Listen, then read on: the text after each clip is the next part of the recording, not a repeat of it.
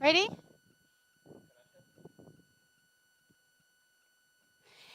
Hello, everybody! Happy almost Heritage Day, guys. It is the LuckDown episode number 40, the Big 40. It's super, super exciting. And yeah, we're outside. You might have noticed. There's a little bit of a breeze. We're in Cape Town. We are braaiing behind me. How cool is that? We've got like a really, really, really extraordinary episode planned for you tonight to kick you into your Heritage Day. And we're really excited to have you here. If you have no clue what this is all about, my name is Jules. I am the lead vocalist of the band Good Luck, and we have started the show to promote a bit of positivity, a little bit of happiness, and a little bit of just good vibes and good news while we've all been under lockdown and under difficult circumstances in the world, and also here in South Africa. So, welcome all our new viewers. It's really nice to have you guys. So, tonight, our lineup. We've got some really inspiring people. First up, we've got one of the most inspiring young creatives from South Africa. She's an illustrator, she's an artist, she's a designer. Her work is taking Africa and the world by storm. Her name is Karabo Poppy Moletsane. You don't want to miss this. Honestly, you're going to love me chatting to her. Then we're also going to be doing this crazy thing. We're going to be braaiing live on the show. Obviously, tomorrow's Braai Day. I'm sure you guys have lots of meat and veggies and all kinds of traditional braai things going on, getting prepped, getting ready for tomorrow. But we have got someone very special. We've got the ultimate Braai Master himself, Pete Goffe-Wood, who's going to be in the house braaiing alongside our very own Ben, which is super cool. They're going to be doing something really special, and they've also brought with them a guest, a friend of Pete's and a friend of ours, Mr. Ryan O'Connor from Heart FM. So he's going to be joining us. And then we're going to be taking a look into the Good Luck Diary for the past week, what we've been up to. We've been up to a lot of crazy things, and we started something also really exciting, so stay tuned. And Tim is also going to be taking us somewhere very epic in Cape Town a little bit later, because obviously Cape Town, it's part of Heritage Day. It's our heritage, our city, where we're from. So stay tuned for that. But first, guys, and this is what I'm really, really, really, really excited about. We have a very big announcement for you on our 40th episode of this, The LuckDown. And the announcement is that Global Citizen is coming on board to support the LuckDown concert series from now onwards, which is such big news. We're so excited. And we obviously were the first SA band to perform on their hashtag Together at Home concert series, which was just in aid of everyone staying at home during the lockdown and preventing the spread of coronavirus. We're massive fans of their work. And today I'm going to be chatting to Sonwabisa Sebata. She is the Global Citizen Senior Manager for Global Policy and Government Affairs for Southern Africa and Eastern Africa. And she's here to talk to me about this support that we're doing with them. It's really exciting. Take a look at this.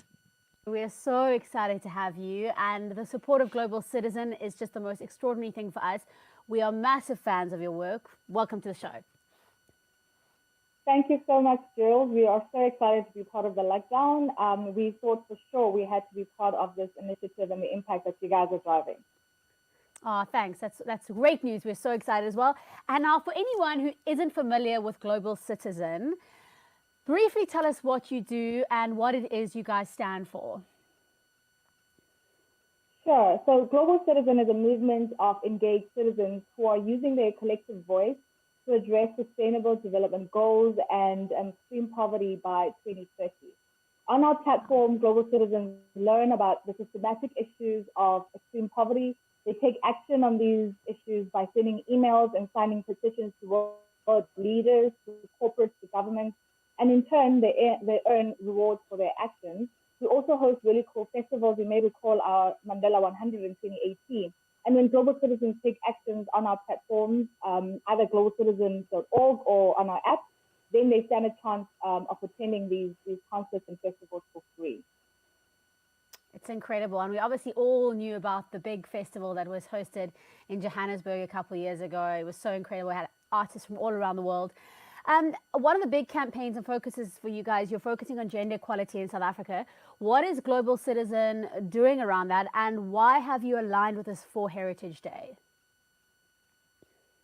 Sure. So we have done a number of activities related to driving gender equality since lockdown. But our gender equality campaign officially kicked off in August during Women's Month. This campaign seeks to engage partners such as corporates, governments, and philanthropists to intervene on girls and women empowerment. Our focus areas cover working with corporates to address gender based violence in the workplace, ensuring that global citizens are raising their voices on what women empowerment looks like for them. And this year, we'll also be aligning our Heritage Day campaign efforts to the issue of gender-based violence, just asking South Africans to take another look at who we are and who we have become as a country. So we will be asking the question, is gender-based violence our heritage? We'll be launching a new action tomorrow, the 24th of September, on Heritage Day. So please keep an eye out on our app, on our website, as well as on our social media platforms for more information. Wow, man, what a powerful statement. Is gender-based violence our heritage? It's a powerful statement, and I think one that will resonate with a lot of people. So if somebody is watching this and wants to get involved, how can they get involved? How can they support this campaign? Jules, it's really, really easy for the fans of the LuckDown to become part of this campaign. They can download our app on our website. They sign up to become a global citizen. They start learning about key issues that they care about and take actions on them, like gender equality, food and hunger, the environment, and much, much more. And then they can also enter to win one of our really, really cool rewards. Easy as Wonderful. That. Wonderful. And hopefully tickets to the next big concert, I'm sure. Crossing fingers. Crossing fingers. Thank you so much, Global Citizen, for your support of the LuckDown. I think our goals and our dreams and our visions are very much aligned with you guys. And I'm so excited that we are supporting each other. And yeah, just all the best for this campaign and all the best. Happy Heritage Day. And hopefully we'll see you soon. Lots of love.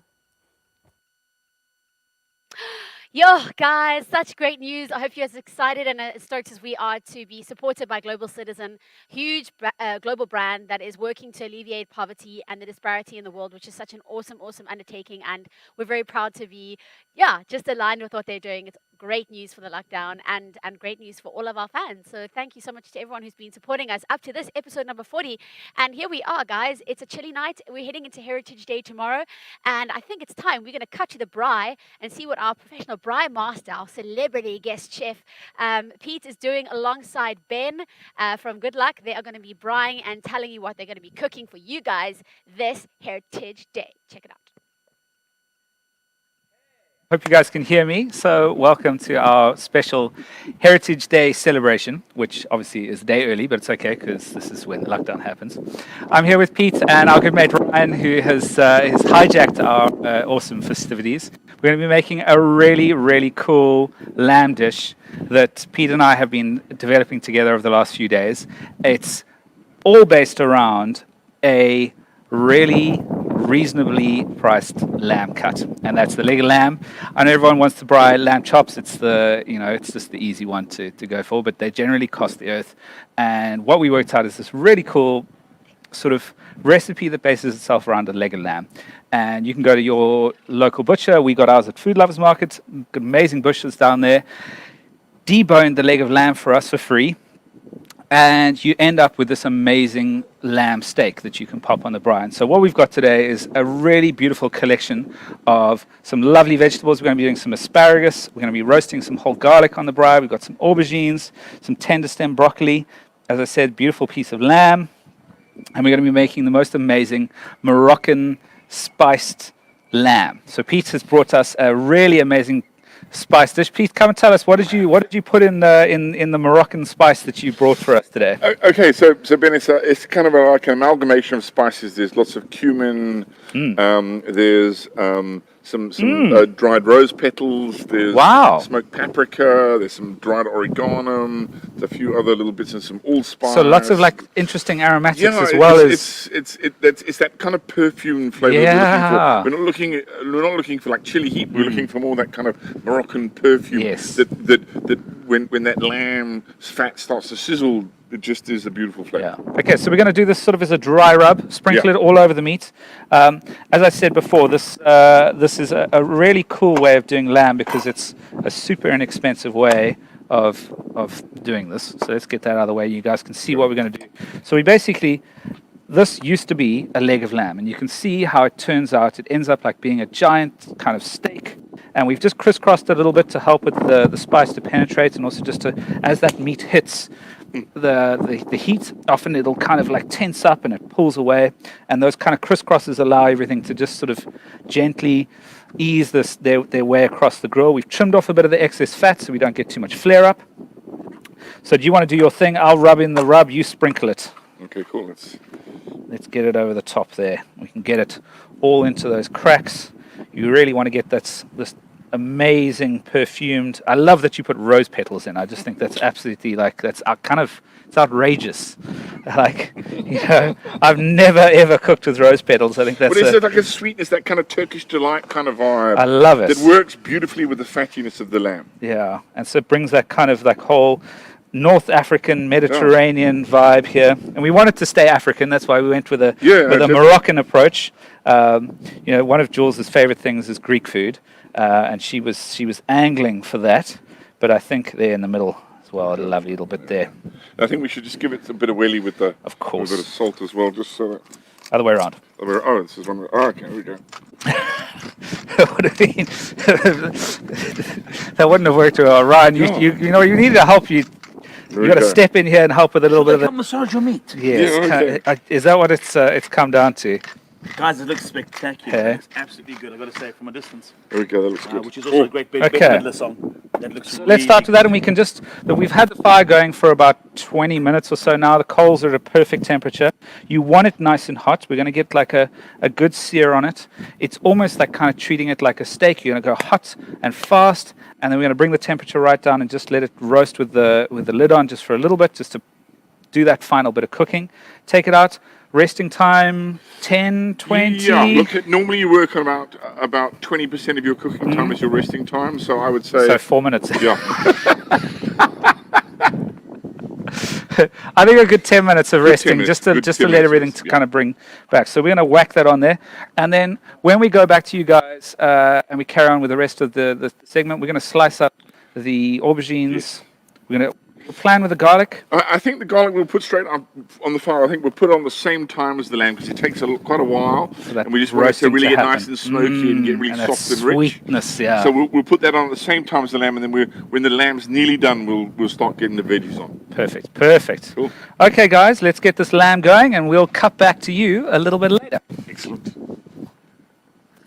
So much, Ben and Pete. Oh, I can't wait to taste some of that fried lamb. Little lady, they're just behind me. They're just having a jam here. I'm on the couch. It's Friday tomorrow. Very cool. And we're going to introduce our next guest, who I'm so excited about. I'm a huge fan. It's actually crazy. I had to fangirl a little bit before I chatted to her. Her name is Karabo Poppy Moletsane. She is an illustrator, she's a designer, she is a queen of all things African and visual. And I got to speak to her and just relive a little fangirl moment. So enjoy this interview on the LuckDown. Karabo Poppy Moletsane, hello, my love. Welcome to the LuckDown. Hey, Jules, how are you? Oh, man, I said this before. I'm so excited to be chatting to you. This is like a little bit of a bucket list for me. I've been a fan of your work for a long time. And welcome to the show. It's really nice to have you on board today.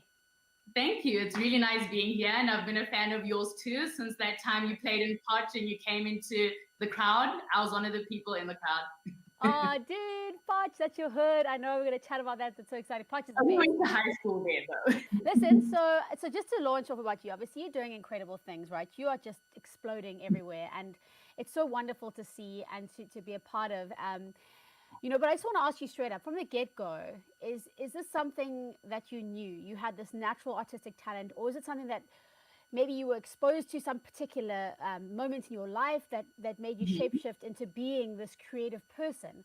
Or how did the journey unfold for you from the beginning?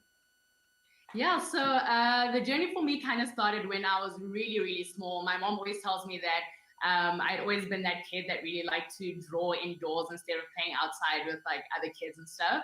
And then, I just always knew that I had this creative thing, or at least this love for creativity and art and creating art as well. And then I started grade 1. And I think that's when the moment first started that it's not just the love that I have for creativity, but perhaps this is something that I'm good at. There was this art competition and my grade 1 teacher had encouraged me to enter. So I created an artwork for it. And I was speaking to my mom and dad about this art competition that I'm really excited about. And my dad was kind of getting my hopes a little low because when you read the rules, it's open to ages 7 to 13. And you didn't really think like a 6, 7-year-old would be able to draw, paint the same as a 13-year-old. So it was kind of getting my hopes low. He's like, yeah, I know you really like art and, there's going to be many competitions and we're going to make sure that you get some practice because very seldom do people win in their first competition. And he was just a really great dad about it.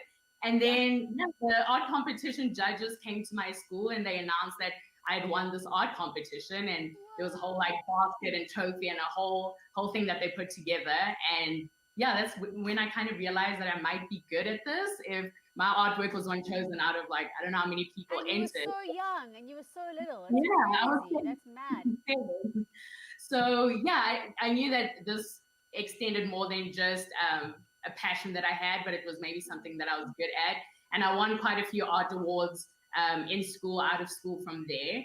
But art was never something that was going to be my career path, my chosen path. It was just this fun thing that I did on the side, like doing sports or something. So and then I went to high school from there. And then that's kind of what opened up my world to how far the art industry really stretches. I mean, I grew up in Vereniging, and anyone that knows Vereniging knows it's not really known for a lot of art. You don't really see street art.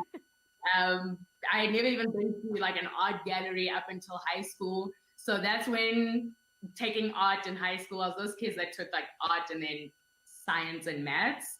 So the plan was always for me to become a doctor, reconstructive surgery, and then I get to use that's something I've heard about you, and that's like so interesting. So this was actually something you were going to do, like plastic surgery was something you're interested in. I suppose in a way it's kind of creative as well, but talk to me a little bit about that. What was your thinking on that? Is this something that you enjoyed? Because I know you're very academic. You said it yourself. You did math, you did science. You killed it in the academic world as well. But was it kind of was the plastic surgery thing just sort of a fallback plan, or was that kind of your main focus until art took over your world? My friend, that was my main focus. I was like, I don't want to live with my parents for the rest of my life. I want to be successful. I want to be able to like pay for my own things and then also help my family on the side. So I was like, you know what? Doctors, 100% guaranteed, good pay. They seem to have like great lives. And then this is like something that I'm going to work towards. Like my parents wanted it for me and I wanted it for myself as well. Like they didn't even push me into that direction. I really did find like so much interest in it.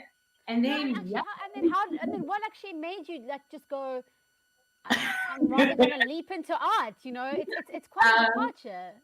Right? The day I almost gave my mom a heart attack. So my art teacher, we actually got a substitute teacher at the time, and she was actually a really famous South African artist. I don't know if you're aware of her, Jodie O'Lean. She's like a realism painter.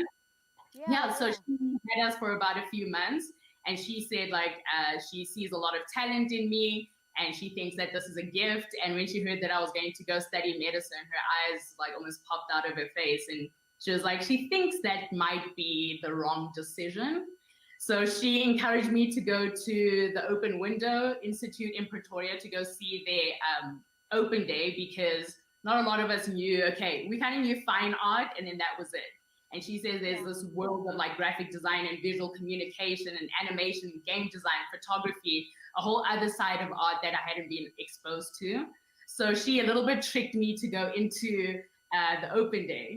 So she was like, you know what, just go there, find out information, maybe come back and tell us how the experience was. Because I was anyway going to go to the Tux open day, and you pass Open Window on the way to Tux. So we were like, we'll just kill two birds with one stone. And then I went there with my dad. My friend, my mom didn't even want to get out the car. She was like, she wants nothing to do with this. So as soon as the open day was done, I was like, I think I have something to tell you guys. I don't think my life now. Yeah, I think I've decided. So I changed my mind when I was 18 that this was going to be the time. Oh, that's so cool. And I mean, I'm just like, you bring up your parents quite a bit, right? And your family, and they obviously have had a big influence on you. It sounds like you come from a very like, solid and grounded family. And I just also think it's so interesting because you come, like you said, you come from a town called Vereniging, which I've been there a couple of times. Like, I'm not going to lie to you, it's like quite a one-horse town. It's, you know, it's very small. It didn't strike me as the most creatively like extroverted place in South Africa, and yet here we have this like incredible talent, this emerging light on a creative level coming out of a town like this. You know, is it like something that you wanted to do, just kind of break out, or have you taken part of your growing up in a town like this into your creativity? I think it's like a little bit of both. In the beginning, I wanted to really like break out, and then I kind of saw to stay unique and authentic was something that was really important. It was something that my dad had always taught me, that my mom had always taught me. So it felt strange to then break out and then I wouldn't be authentic to where I come from and who I am. And I'm like really proud of where I come from. So I thought that using that in my art, using where I come from in my art would be able to make my art stand out, because there aren't a lot of visual artists that came from Vereniging at that time. So I wanted to like use my background, my heritage, my culture, where I grew up into my art to like help it kind of stand out from everyone else's. Girl, I mean, listen, like, I'm going to read off your list now. You've worked with Nike, you've worked with Netflix, you've done stuff with Google, you know, you've designed the revamp of one of the Soweto Towers, you've been named one of the Forbes Africa's 30 under 30 last year, and, you know, you're just on this, like, skyrocket ship of creativity. You're making such an incredible global name for yourself. Just as an artist, though, like, what have been the biggest challenges that you have faced to kind of carve your own space and your own voice within the industry? Because it is a very unique voice. There's not a lot of artists doing exactly what you're doing. And I just love to hear what challenges have you faced, or what has been the most insurmountable, seemingly insurmountable challenges that you faced and overcome? I think there's three main ones for me. I'll take them in order of how they kind of came to be. But the first one was like really not having much support from my community or family with it. So I got a lot of people saying artists don't have a good life. It's not something that's really respected. It's kind of bringing a bit of shame to your family because your parents worked so hard, and it's like all that hard work for their daughter to become an artist. It wasn't really something that was respected or even encouraged. So it's kind of tough doing something that your parents don't really support. So that was a little bit difficult, especially when you're really young, like 18, 19 and onwards. That's still, like, parent support still means a lot. Of course, so that was like, it's everything when you're that age, yeah. Right? You don't know anything else. I'm just like, I want to be able to make them happy, and yeah, I also want to make myself happy. Yeah. So that was a really difficult thing to overcome. And then I ended up starting freelancing and starting my own business at the age of 21. So having zero experience was a really, really big challenge, kind of doing something. There weren't a lot of freelancers. I think now it's like really easy finding freelancers and finding resources on how to freelance. But at the time, it was like very, very scarce. So freelancing where no one knows who you are, starting a business where you know nothing about starting a business. My friend, I just knew how to draw. I was like, that is it. But then I realized I know how to draw. I know how to sell. My dad says he's a salesman and he thinks he passed that on to me. And yeah, I think putting the two together, I think I'm naturally a strategist, and putting kind of all my skills together is what helped me like start a business and eventually have the... I mean, it's the same in the music industry. You can't just draw. You can't just make music. You have to know a little bit about everything. You know, you got to just be like up it on all the different levels. And I think people underestimate that about creative people. They think, oh, you just want to sit in your room, lock your door, and draw. I mean, that would be nice, but we know the realities. Yeah, and like another thing that was really difficult was like breaking into male-dominated industries. At the time, there weren't a lot of female illustrators. There weren't a lot of female graphic designers. There surely weren't a lot of female street artists. So trying to like take up space in industries that felt like they would push you away, and not just even being like a female creative, it's like being a Black female young creative, and also being from like Vereniging, it's really tough to go to new spaces like physically and also in the industry, and then still try and make your voice heard in those spaces. So it feels like I had to work like triple as hard to get half the amount of recognition that like my counterparts would get that were either male or white and male or white and female. But it felt like I had to work harder to kind of get the same amount of recognition, half the amount. Oh no, I can completely like empathize and understand that. And I think you know, it's really relevant to my next question, because we're obviously about to celebrate Heritage Day, and you have this beautiful mission to preserve the African aesthetic and take it worldwide. And I just want to ask you, like, where did the passion for that come from? And what do you think it is about the African aesthetic that makes it so iconic and so, I refer to this as like undiscovered gem in the global landscape? Yeah. I think, so where it started, so I'm those kids, I grew up inside the house, my friend. So I played Mortal Kombat with my brothers, like watched every single Disney movie over and over, watched like The Simpsons, Looney Tunes. I was like a TV kid. So I just remember like being so fascinated and like enthralled by like this beautiful digital media. But I was like, I never see it home, or like I never see like people that look like me in that stuff. Like we had them like sitcom Martin. I don't know if you know it. Martin. Oh, man. Like I was like, okay, I see people that look like me. Oh, awesome. It's not the same country. At least I'm like seeing people that look like me. Yeah. And then studying, and I was like, I could actually equip myself with the skills needed so that I can actually change that. So that there aren't people that look at all this beautiful media and be like, where's people that look like me? Or maybe have one foot and that's all that they like grab onto. So I was like, I'm going to get out and like create media that I would have wanted to see had I been like when I was younger, I would have wanted to see. So I wanted to see like this kind of representation in all kinds of media. So yeah that informed how I thought about my art and how I went about creating art. And it is so iconically African, but it's just got this like this edge. It's so unique to you, you know. And I think if I could just ask you, like, what have been some of your biggest influences or inspirations from the South African culture that you've really like taken out and portrayed in your beautiful art? For me, I remember when I was like starting out, I would go through like Pretoria CBD and like just take photos of all the things that I thought were, in your previous question, I just realized that I forgot to answer, but things that were iconically South African and beautiful about us.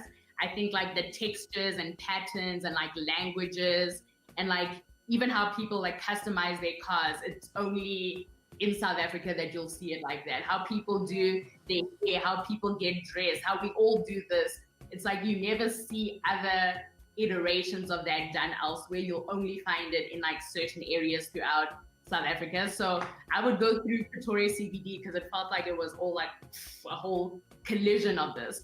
So I'd go around like taking photos, and I remember each time I take photos, like a bunch of people would always like come up to me and ask me to like take portraits of them so that like I could like copy it for them, and then they could like print it and have like a beautiful like photo of themselves.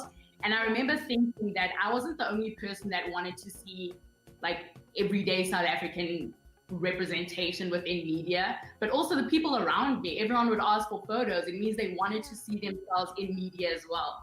So I thought, okay, I'm probably onto something that's not just focused on me, but it's something a lot bigger. It's like me and my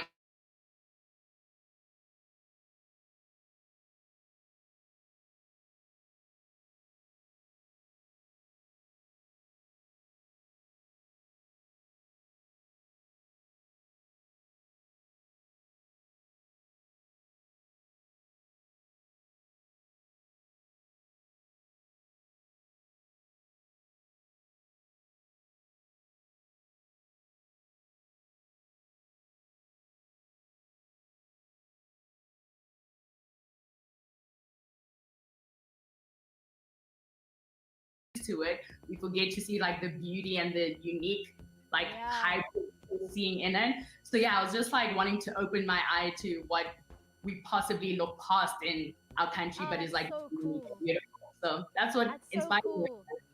I love that, man, because it's so colorful and there's so much energy. And I know, obviously, like, hey, man, in a pre-corona world, you know, we have this energy and this mixing, this daily like mixing of cultures that is like obviously like still a journey that's unfolding, right? It's not completely, everyone's not completely integrated with everyone. We know this, but there is this like consistent integrating of cultures, and there's so many different types of people here, and it's vibrant, it's colorful, and I think that really just, it's so interesting to hear you say that, because I see that in your art. You know, you tell the journey's there, the story's there, the people are there, the colors there, it's just all there, and it's really cool.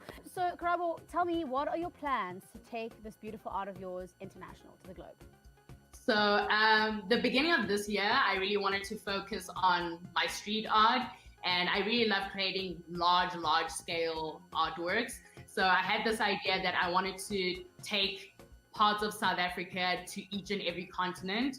So I really kind of set out for this year. I wanted to paint murals on every continent and kind of have that representation of us on every continent. So I've kind of paused it now because of travel restrictions, but it's coming. And then my next question, and actually my final question, because I see some of your gorgeous art in the background there, like just behind you. And, I think that's you. I hope that's you. Looks like you. But as an artist, you know, I think we all have a responsibility to kind of be a part of social change. You know, there's a lot of difficult situations that we're dealing with in humanity still, and there are a lot of social challenges that we're dealing with. And what is your opinion on the role that creatives and artists can play in addressing these social challenges? Like, do you take a stand on some? I heard you talking earlier about finding it difficult being a woman in the scene that you've broken into. Like, do you take a stand? Do you get involved in certain social challenges, or do you find it's just easier to like not and just do your thing and not worry about them? I guess it is easier to just do that, but I choose to not do that. I think artists have a really big responsibility.